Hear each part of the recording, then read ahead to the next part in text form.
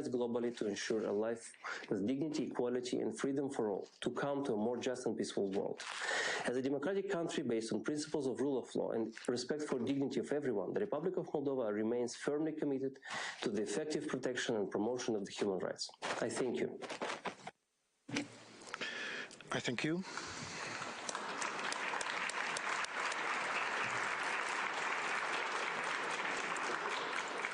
I thank you, Excellency. Now it's my pleasure to invite to the podium Her Excellency Candith Mashego-Dlamini, Deputy Minister of International Relations and Cooperation of South Africa. Madam, please join us. Thank you.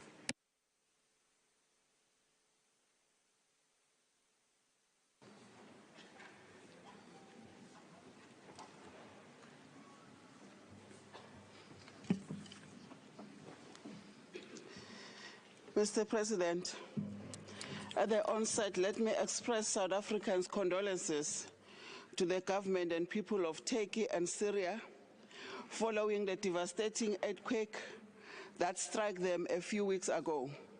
I would also like to express our solidarity and concern to the people caught up in the many wars and conflict across the globe. We urge the international community to privilege peace and dialogue, as wars cannot be ended by continued military engagement and the escalation of a new arms race. Mr. President, in 1945, when the international community created the United Nations in the aftermath of the Second World War, it reaffirms its faith in fundamental human rights, in dignity and worth of human persons, in equality right of men and women, and nations larger and small. 3 years later, the UN adopted the Universal Declaration on Human Rights to give effect to this reaffirmation for the promotion of universal respect for and observance of human rights and fundamental freedom. Today, South Africa assumes its seat in the Council for the period 2023-2025. We do so in the midst of war and natural disaster, linked in climate change, and in the aftermath of COVID-19. We are of the considered view that political solutions and negotiated settlement remain key to sustainable peace, development, and the promotion, protection, fulfillment, and practical realization of human rights. These cannot be achieved through wars. Mr. President, the current global challenges require international solidarity and cooperation. Notwithstanding, we find ourselves faced with the rise of nationalism, including rampant racism and the resurgence of pre-World War II divisions and armed conflict. We believe that Human Rights Council has a duty to combat the scourge of racism and racial discrimination, including white supremacy. We maintain that the Durban Declaration and Program of Action remain a comprehensive blueprint to combat racism, racial discrimination, and their contemporary manifestations. South Africa will, in this regard, continue to work with all partners in the Council to combat these scourges. We will also continue to work with all partners to combat all forms of discrimination. We'll continue to work towards greater promotion and protection of the human rights of women, children, persons with disability, and the LGBTIQ+ community. My President, South Africa is concerned about the growing tendency to focus on new conflict to the detriment of the old conflicts. We remain steadfast in our belief that the Human Rights Council must seek to secure all the human rights of all people without any distinction.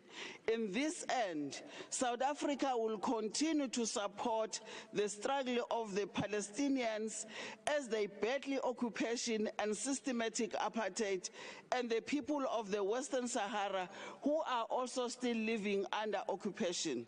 Mr. President, we are concerned about the sustained violence perpetrated on the people of Palestine, which has resulted in 62 Palestinians killed since the beginning of this year. This violence is accompanied by the de jure exertion of the West Bank, which further diminishes the prospect of a two-state solution. We are also concerned by attempts of instrumentalize the Council to advance national and geopolitical agendas. We believe that the Council should remain true to its mandate of promoting and protecting all human rights, including socio-economic rights, in as fair, just, and non-selective manner. The commitment to the promotion and protection and fulfillment of all human rights will in turn promote peace and security and is an important component of sustainable development. Mr. President, we are concerned by the continuous imbalance that exists within the Human Rights Council between economic, social, and cultural rights on the one hand and civil and political rights on the other hand.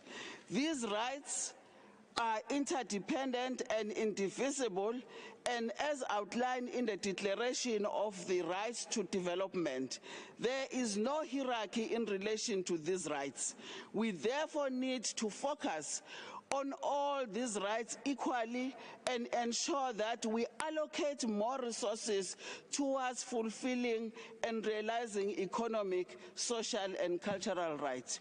We will, in this regard, also work with all members of this very important institution to end the forced dichotomy between civil and political rights and economic, social, and cultural rights.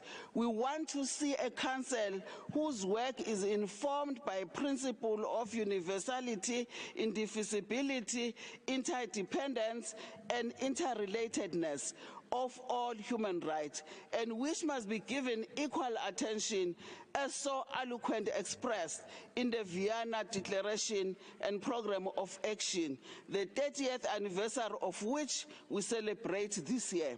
We will also work to support implementation and follow-up to the program of activities of the Decade for People of African Descent 2015-2024 and support the activities and program of the newly established Forum on People of African Descent and ensure that its aims and objectives and mandates are realized. In this context, we'll also play a key role in the process to start negotiations on the Declaration on the Rights of People of African Descent. In conclusion, Mr. President, I wish to thank you and the entire UN family for your strong support for our candidature to be a member of this council. We look forward to working with you to achieve the goals we have set for ourselves, to promote, protect, and realize the achievement and enjoyment of all human rights by every person on our planet and without distinction of any kind. This year marks the 75th anniversary of the Universal Declaration of Human Rights and also the 27th anniversary of the South African Constitution that mandates our all-encompassing approach to human rights. Let us work to ensure that it does not take another 75 years to end racism, systematic apartheid, occupation, and the denial of economic, social, and cultural rights that give rise to an unsustained global poverty and inequality. I thank you.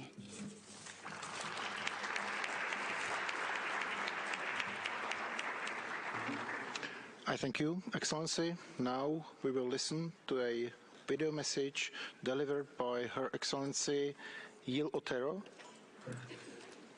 Vice Minister of Multilateral Affairs and Cooperation at the Ministry of Foreign Affairs of Panama. Excelencia.